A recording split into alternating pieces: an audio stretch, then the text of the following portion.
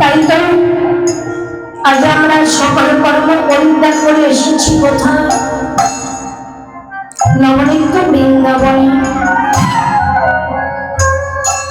কিছু হরিকথা কৃষ্ণ কথা শ্রবণ করিবার আসে, সাধুকে দর্শন করিব, পরশ করিব। কেননা অমর দিনের দিনে গুণাদিন গোলাপ করিয়ে যায়। ৮০ লক্ষ জন্ম করে পেয়েছি সাধের মানব জন্ম,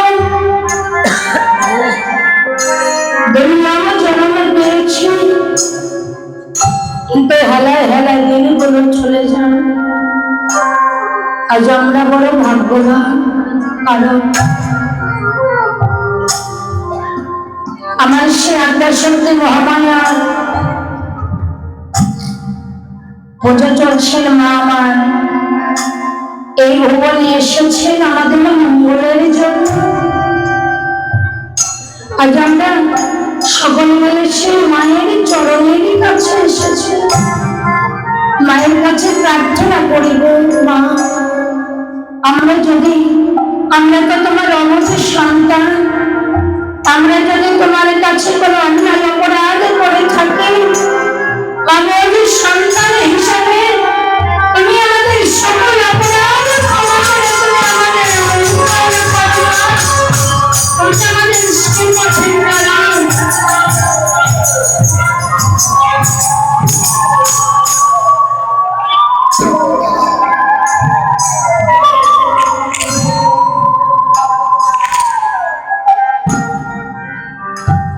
সময় থাকতে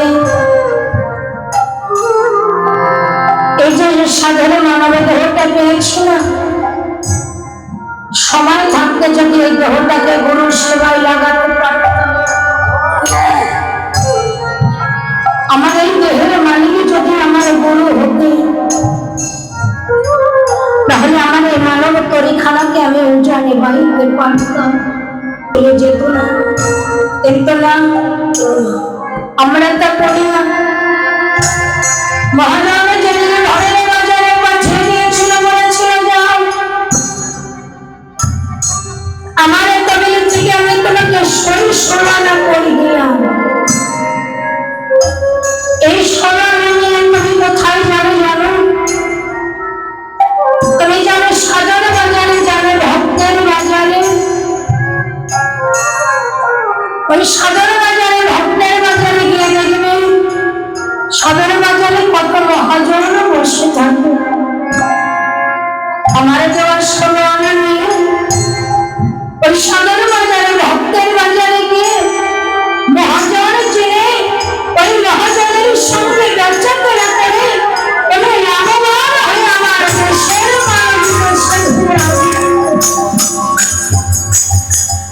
কিন্তু না, আমরা সময় থাকতে মহাজন চিনতে পারলাম না। কখন এসে খুঁজি, যখন আমাদের দিনের দিনে গোনা দিন গুলো পড়িয়ে যায়। আমার সঙ্গে এর সাথে যারা ছিল,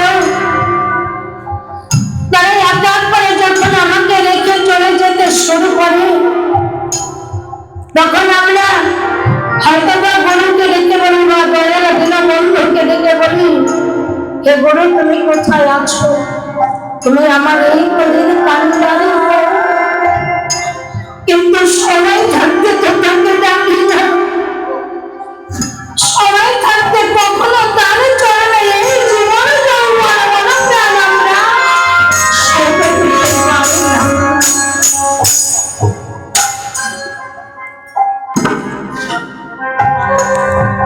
দেখবেন আমরা এমনই অল্প বয়সে যদি কেউ কণ্ঠে তুলসীর মালা পড়ে, আমরা কিন্তু তাকে নিন্দা করি, কিন্তু কেউ তাকে সহযোগিতা করি না।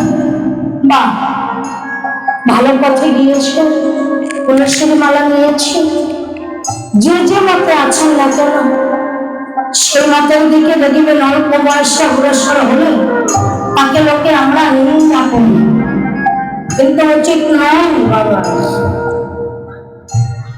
ওটা দেখে আমাদের শিক্ষা হওয়া উচিত যেমন তো অল্প বয়সে গিয়েছে, তবে আমরা আমাকে সহযোগিতা করি। পিছনে যারা আছে ওরাও যেন এমনি করে কৃষ্ণ করে মন্দির থাকে, মুখে বলো হরিবল হরিবল।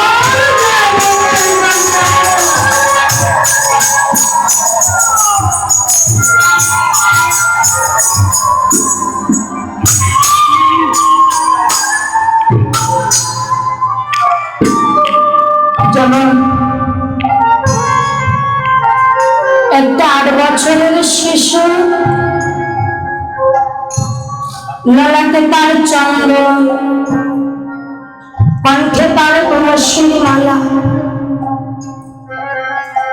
স্কন্ধে ভিক্ষার ঝুলি, গনগনি করে কৃষ্ণ নাম বলছে, আর এদিকে নন্দী চলে বসে যাচ্ছে। গোবিন্দ ডেকে বলছে, হে গোবিন্দ, এই জগতের বুকে এসেছি তোমাকে বোঝাবার করে, তুমি আমাকে শক্তি দাও, ভক্তি দাও, যেন সকালে সকালে মধুর বৃন্দাবনে গিয়ে আমার এই দেহটা যেন আমি তোমার চরণে তোমার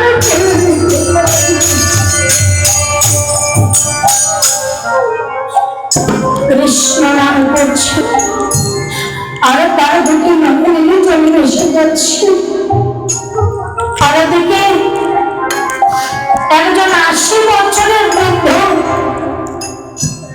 দোকানে ঘরে বসে বসে তাস খেলে যাচ্ছে।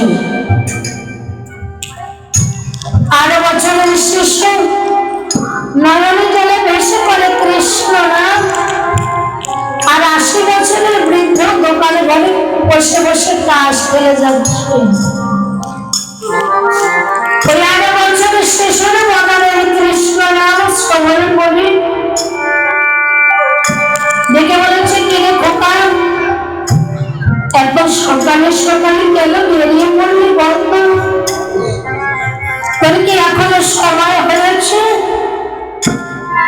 এত অল্প বয়সে সংসারে ত্যাগ করেছিস, তোর কি সময় হয়েছে? খোকা ধরে ধরে হেঁটে গিয়ে জেঠমশাই চরণের কাছে গিয়ে প্রণাম করে চরণে দুখানা জড়িয়ে রেখে বলেছে, জেঠমশাই,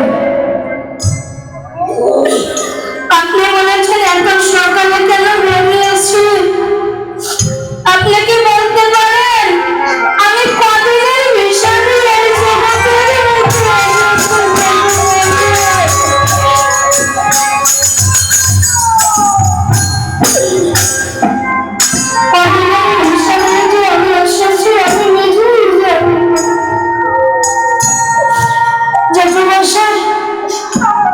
সকালে সকালে বেরিয়ে পড়েছে। শুনেছি এই জীবনের যদি বিজ্ঞান হয়ে যায়, এই নয়ন দ্বারা তো অনেক পথ চোখ দেখতে পাবো না। জেঠমশাই, তাই আমাকে আশীর্বাদ করে বিক্রি করতে হবে। সকালে সকালে মধুর বৃন্দাবনে গিয়ে আমি যেন শ্রীকৃষ্ণ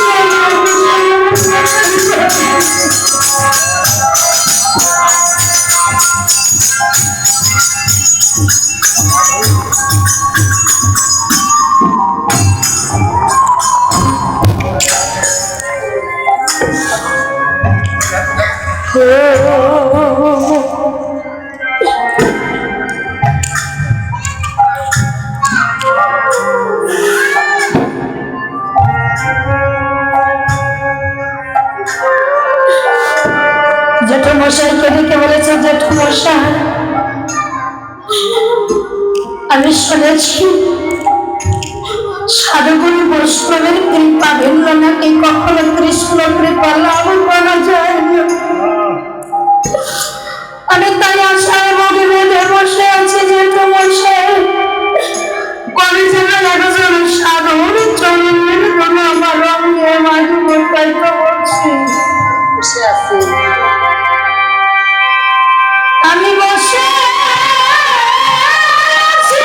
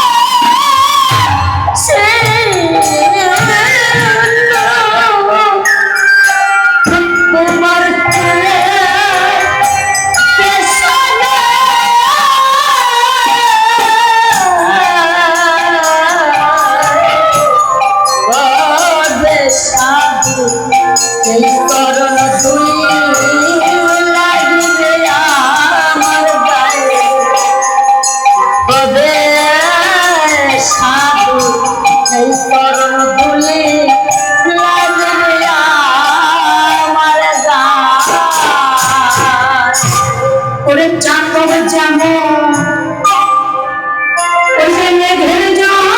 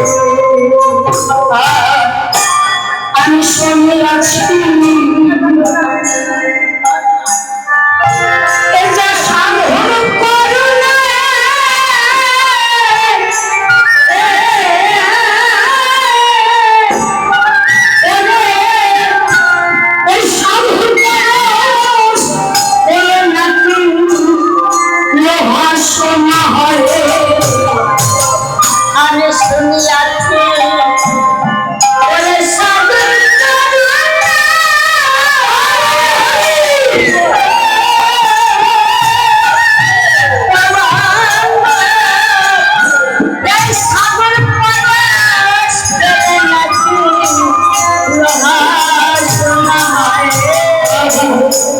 আমি শুনিয়াছি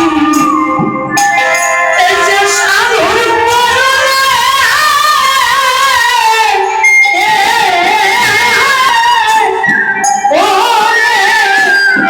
সাধুর লোহা সোনা হয় শুনিয়াছে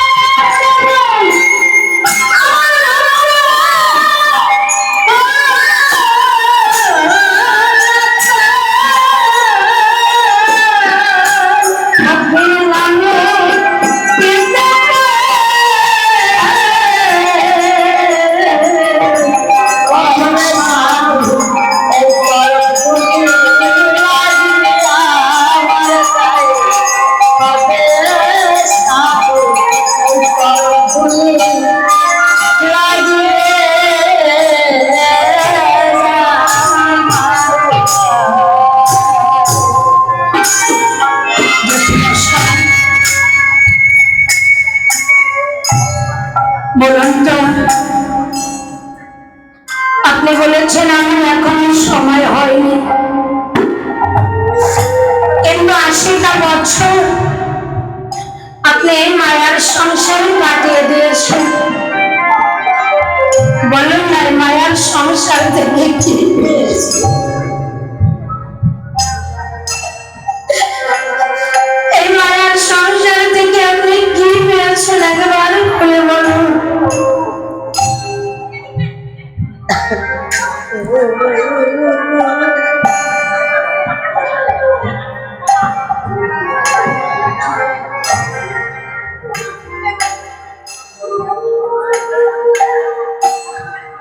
আপনি কি পেয়েছেন?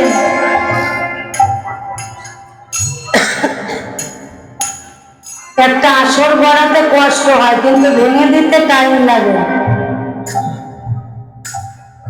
করেন নেই কিছু, বুঝছেন?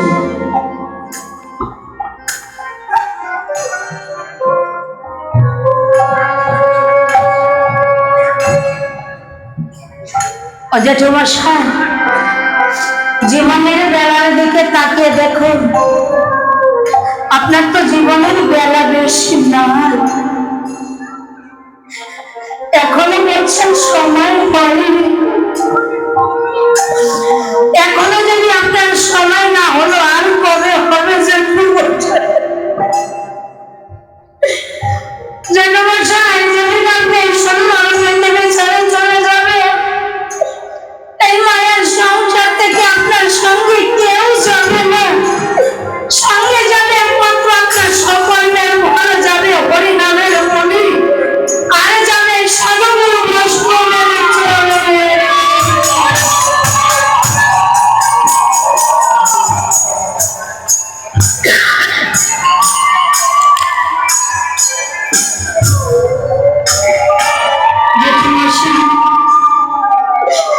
এখনো সময় আছে।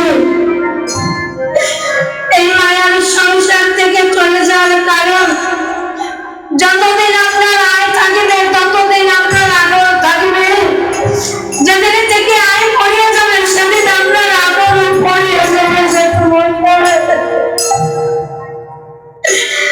এই সংসারের চাহিদা জীবনে কোনোদিন পূরণ হবে না। এই সংসারকে আপনি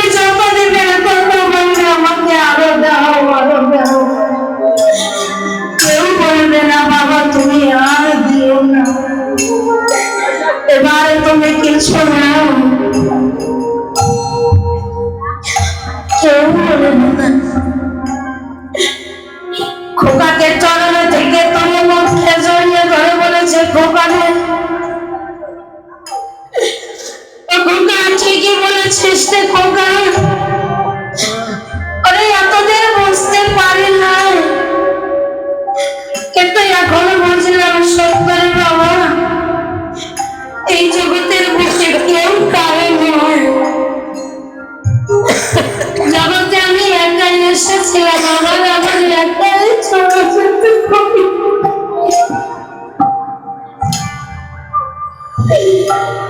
সঙ্গের সাথে আমার কেউ হবে না রে খোকা।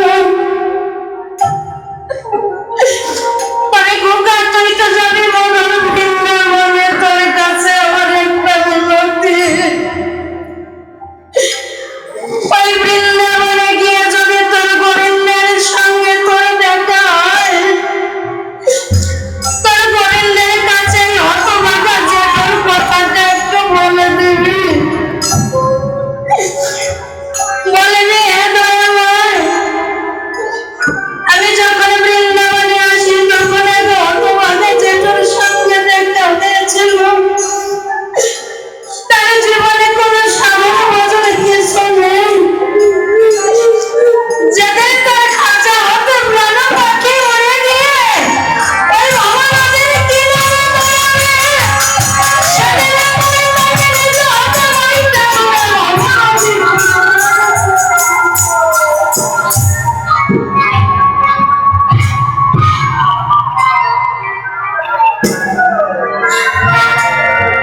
খোকা, যেটা বসাইতে দেখতে বলছে, যেটি বসে আমি না হয় বলবো, কিন্তু আমি তো চলে যাব, যাবার আগে একটা কথা বলে যাই,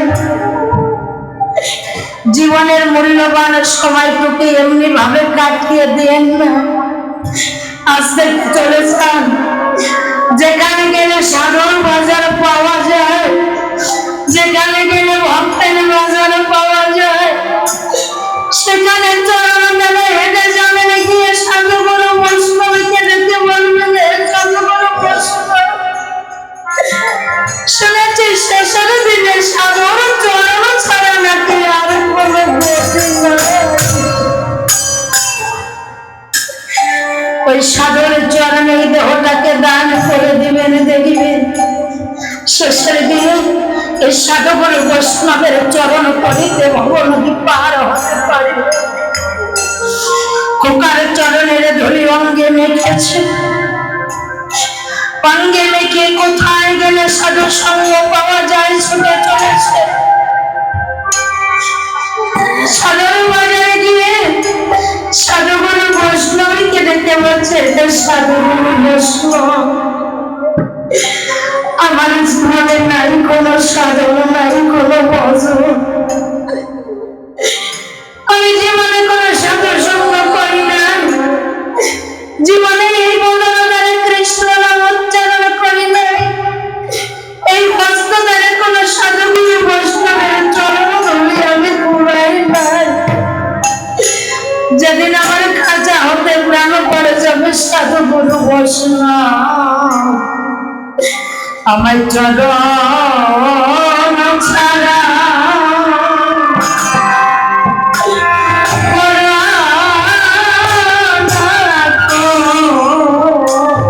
আমার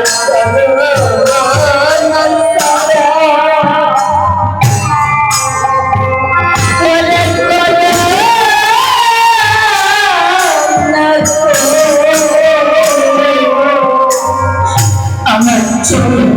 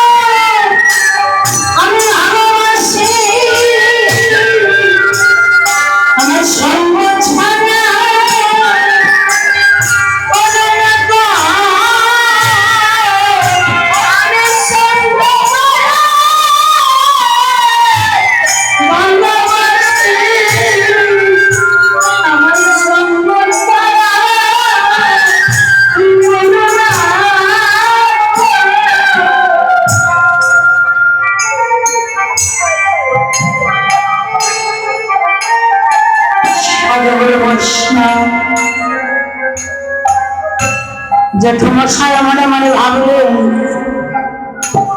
একদিনে তো চলে যাব,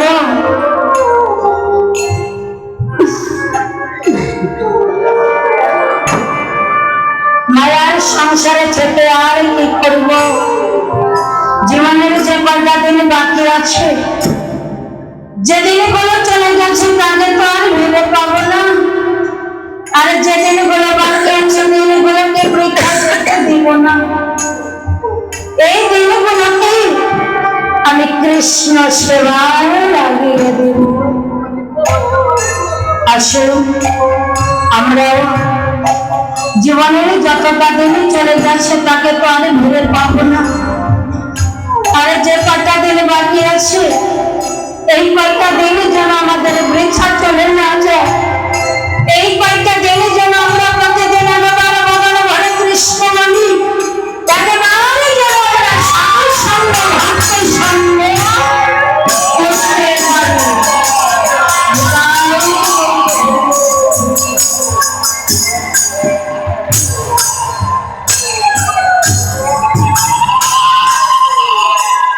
যে আশা রয়েছে লালা বাবু মনে ভালো এটা সন্দেহ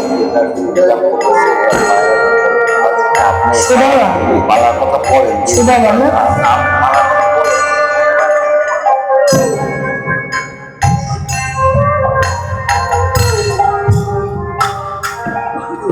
সদজন সদজন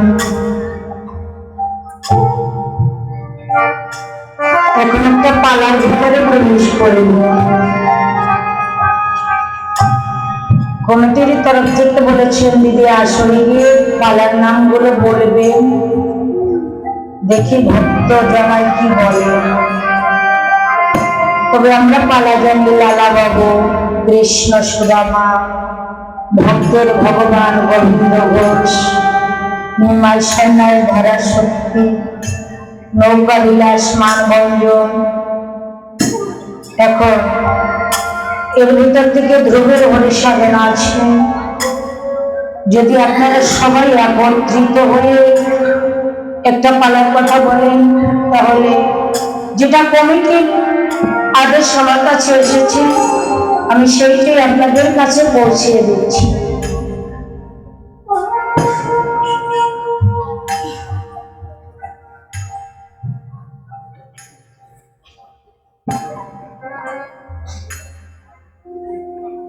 আমাদের এক বাবাজি আছেন তো,